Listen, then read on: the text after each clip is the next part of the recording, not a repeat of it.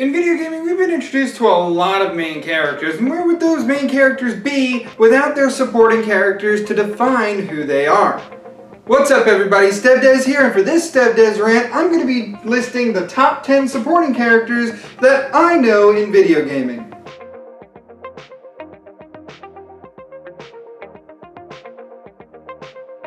A few rules before we get into it. Only one per franchise, and they have to be important to the gameplay or the plot. Also, this list is somewhat biased because I haven't played every game under the rainbow. So, these are games that I'm experienced in as far as my personal experiences as a gamer. With that being said, let's kick this off. Kazooie from Banjo-Kazooie. Luigi from the Mario series. Tails from the Sonic series. Meta Knight from Kirby. Toriel from Undertale. Impa from The Legend of Zelda. Viktor Reznov from Call of Duty World at War. Future Trunks from Dragon Ball Xenoverse. Oh god, why did she have to get stabbed? From Final Fantasy VII. Proto Man from the Mega Man Classic timeline. Mike! And the Radio Quartet. Who is the Radio Quartet? Well, from Dead Rising. Brad from Dead Rising 4, the Mystery Man from Dead Rising 3, Dead Rising 2's Stacy Forsythe, and Otis from Dead Rising 1. If it weren't for them, you wouldn't have gotten half of the psychopath battles you know and love. The number 10 slot goes to a character that we don't really know a whole lot about, the Merchant from Resident Evil 4. This character is with you through the entire game, selling you upgrades to your weapons and even selling you a few pretty handy weapons. I don't care what you people say about the TMP, I love it, damn it! The Merchant is one of those characters that we don't know a lot about, and that's what makes him really interesting. Not to mention, him selling guns kind of appeals to Leon. With all the different kinds of weapons that are in the Resident Evil franchise, and Leon having a special weapons license, yeah, I think he and the Merchant would get along quite well. I could have put Lewis on this list, but, yeah, that happened. Plus, I also could have put Ashley on. You thought I was going to put Ashley? As far as all the characters that help make Leon Leon when he's not really that emotional through the whole thing, the Merchant definitely deserves the number 10 slot. Because, let's face it, he's got some great deals. Got something that might interest you, stranger. Number 9 is Daxter from Jak and Daxter, or the Jak games, or from this horrifying abomination because I'm very questionable at drawing with a whiteboard. Okay, here we go. So Jak and Daxter are iconic figures in the PlayStation scene when it comes down to mascots for the console, because Jak and Daxter were there, and of all the supportive characters there are, I had to have the Ottsel on the list. The reason he's so low on the list, though, is because he wasn't very integral to the plot.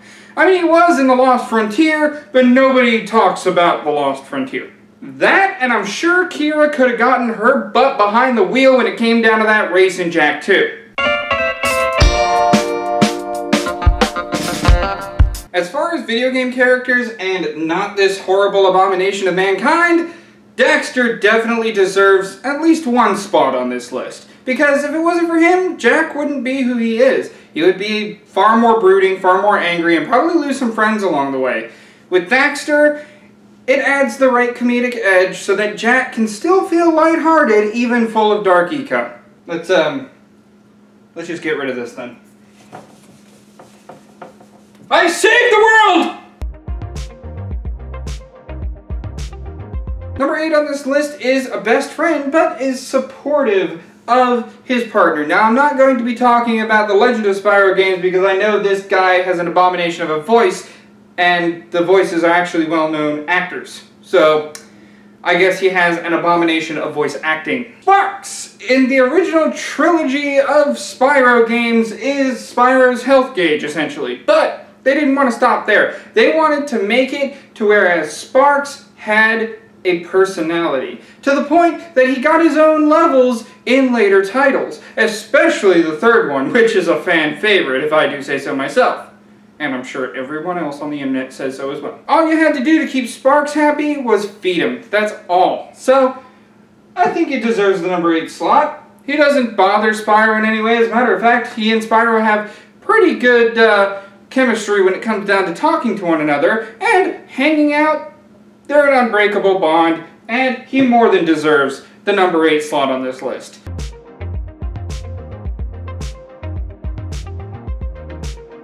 Heading back to the PlayStation 2, we're going to be looking at Clank. Clank is the sidekick of Ratchet. Well, I would say sidekick, but they're more like partners in crime. And there is a lot of illegal stuff that Ratchet has done in the galaxy. I'm not going to deny that. Ratchet and Clank fans, you go ahead and defend your hero all you want. But when it comes down to number 7 on this list, Clank has Ratchet's back. And it's a similar story to the Ottsel we had 2 members ago, but there is a difference here.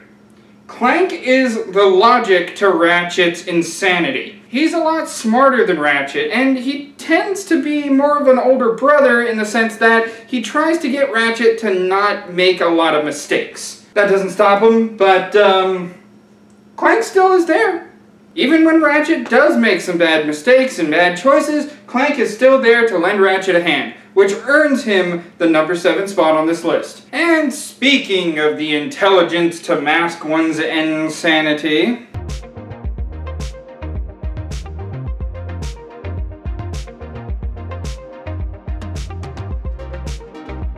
in the world of Insanity Island, when it comes down to how awesome some people can be as far as supporting characters, Aku Aku's pretty hard to beat. Not only is he a wise mask with a wealth of wisdom to offer, but he helps protect that ignoramus that we all know and love. No, not that one. I see what you did there, Schmidt. Yes, when it comes down to protection and offering helpful advice, Aku Aku's your mask. The thing about Aku Aku, and the reason why he's kind of in the middle on this list, is because, well, as opposed to Sparks, where his dialogue consists of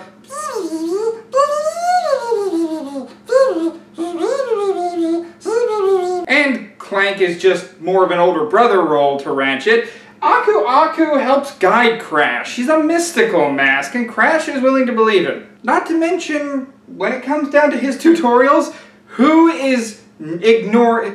ignores Aku Aku is doing it wrong. Whoever's not listening to Aku Aku is doing it wrong.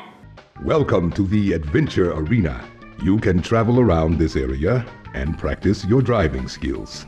The dots and stars on the map represent warp pads, which lead to races. Uka Uka and Cortex plan to use this time-twisting machine to gather crystals that lay scattered across time. I have brought you here to recover the crystals before they do. To open the time portal, simply stand on a button and then jump into the portal. Good luck. That's a sexy mask talking to you! But when it comes down to Aku Aku's voice in general, as well as his standing, he easily takes the cake on this list. I will be your wise leader, and you shall be my fearsome minion!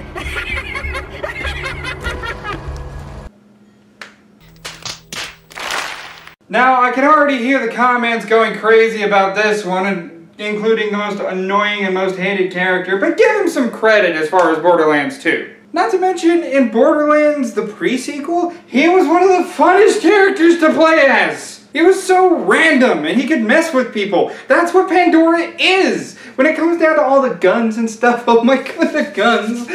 He's the one who officially put a number to it, a capajillion guns. A maximum of a billion guns. A zabagajillion guns. Alright? He put that number. To be honest though, Claptrap was there since the beginning, helped you show the heads-up display, and while he was annoying, he was also funny. Deciding what you did alongside Claptrap, and even succumbing to the nickname Minion against your control, to be fair, he just added that bit of charm that helped you feel like you were part of the world. And that's what you really need in a game like Borderlands. So, whether you agree with it or not, he kinda deserves the number 5 spot, even though I'm pretty sure a lot of Vault Hunters will be breaking my door down pretty soon. When it comes down to supporting characters, well, not all of them have to be friendly. Such is the case with Deltarune's own Susie. Now, I was half tempted to put Ralsei on this part of the list because Ralsei is a very supportive character. He teaches you how the world works, and in fact, he kinda is on par as far as what Toriel did for Frisk in the beginning of Undertale. Here's the difference. As far as Undertale's characters are concerned, they're not entirely, integral to the plot. In fact, there's a whole section where you can kill every character. Everyone. Dead. You know, that's the genocide run. People could argue that Undertale's purpose were to introduce you to the characters, not necessarily the world that they came from. And as far as the world that Chris makes in Deltarune, Susie is one character that needs the most convincing about it. While you can totally join Ralsei, in trying to make Susie a good person, you can also go the genocide route and win her favor that way. There's several different ways to play this game. However, you must accept what has happened. Susie is one of those characters because I'm a nice guy. I did the pacifist run without even knowing I was doing the pacifist run. I'm a good boy. And when it came down to Deltarune, I wanted to do the same thing. Pacifist run. I didn't care about killing these things. And the gameplay was really complimentary. And then in came Susie, who I had mixed emotions, and that's how you write a good character. Toby Fox blew Deltarune out of the water with the introduction of Susie, because, well, first she goes to, that's a scary I don't want to be near, to, oh my god, she's gonna kill me, to, okay, alright, well, you know, maybe she just needs, you know, a firm push in the right direction. That's all she needs. To, whoa, what a redemption! Oh my god, what an amazing character Susie is! That's the power of this character. When it comes down to a supporting character, it supports the main character. Chris is typically an outcast. Guess what Susie is? An outcast. The school bully. Everybody thought you were going to die. But in the end, Susie becomes your friend. And it's one hell of a revelation as far as that's concerned. As far as supporting characters go, I think Susie deserves the #1 slot on this list. But there are characters that are better, so we'll stick her at number 4. The number 3 spot definitely goes to Bentley from Sly Cooper's series. Bentley is the brains of the operation, and before people say, well, what about Murray? Murray contributed. Not as much as Bentley did. Keep this in mind. I have a limited repertoire of games in my mind, and some games I just look up the cutscenes for because they don't really appeal to me gameplay-wise. Bentley in Sly Cooper Thieves in Time, oh my god, what a good guy. He knows that Sly wanted to retire for a little while, marry Carmelita, play off the whole amnesia thing, but he didn't want Sly to think that he also had to be a thief. So he watched The Thievius Raccoonus! The most important book to the Cooper family, and Sly trusts Bentley with it. That should tell you something about how supportive of a character he is to Sly Cooper. Murray did go off and do his own thing a couple of different times throughout the story, but Bentley's been with Sly since the beginning. I mean, so has Murray, you know, their first caper about stealing the cookie jar.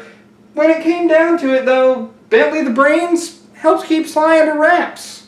Not to mention, his personality is something to be admired. He understands how to get things done in the heat of the moment, which is a quality of a lot of Brainiac characters that, yeah, that usually gets him in hot water towards the end of the day. Bentley is good at thinking elaborately and thinking on the fly. This turtle's a genius, and he more than deserves the bronze medal on this list. The silver medal on this list goes to Professor Oak and all the Pokemon professors who meant a lot on our journeys. Hold on, Stepdads! You only see them in the beginning, and you only see them at the end! What was so important about the Pokemon professors? Well, they never leave your thoughts. Have you ever thought that every Pokemon that you log into that Pokedex, who gave you that dex? Who gave you that starter that means so much to you? Who thought that you had what it took to be a Pokemon Master. And who's there at the end to enter you into the Hall of Fame? That's right, the Pokemon professors of every region. Now, there is one thing I want to say as far as Oak is concerned. He's in a majority of the games, so he's essentially the main one. But all of the Pokemon professors deserve to be on this list for starting your journey, giving you that sense of hope and exploration, and ending your journey as the Pokemon Master. Of all the professors, Oak's my favorite, but all the other professors do deserve this slot on the list when it comes down to their franchise.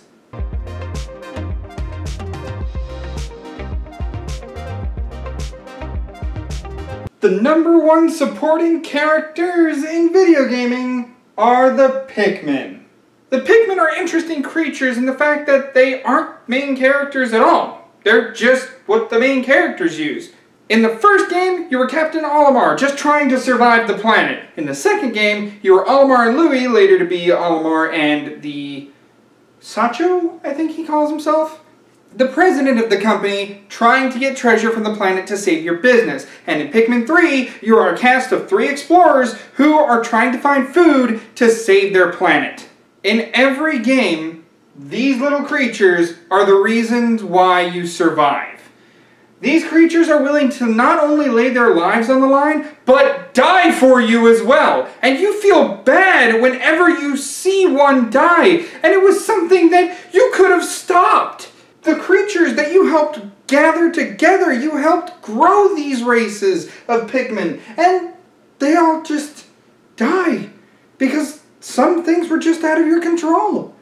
That's a real feeling. That's something every gamer has felt playing Pikmin. These aren't just troops at your disposal. These are living creatures ready to fight, live, help you, and die for you. As far as some of the characters on the list, yeah, they can die for you, but it's easy to bring them back to life. Once you lose a Pikmin, that particular Pikmin is gone. Now, there is a feature put into the game where the Pikmin, if you lose, let's say, all your red Pikmin, the onion sprouts a red Pikmin seed, and you can begin again. But after getting your numbers so high, to even lose one makes the gamer, and I'm sure Olimar, feel really guilty in the long run. Not only do these creatures have your loyalty from the very beginning, but because of that loyalty, I claim that the Pikmin are the #1 video game supporting characters.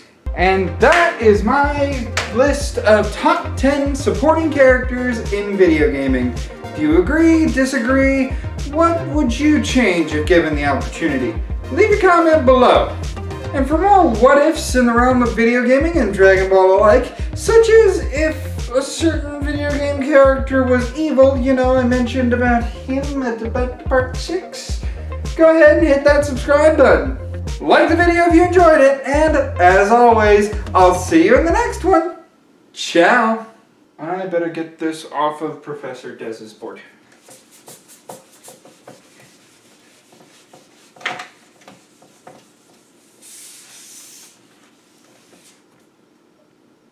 You know, if he would just do it that way, he could erase the board faster than all over the place. Just saying.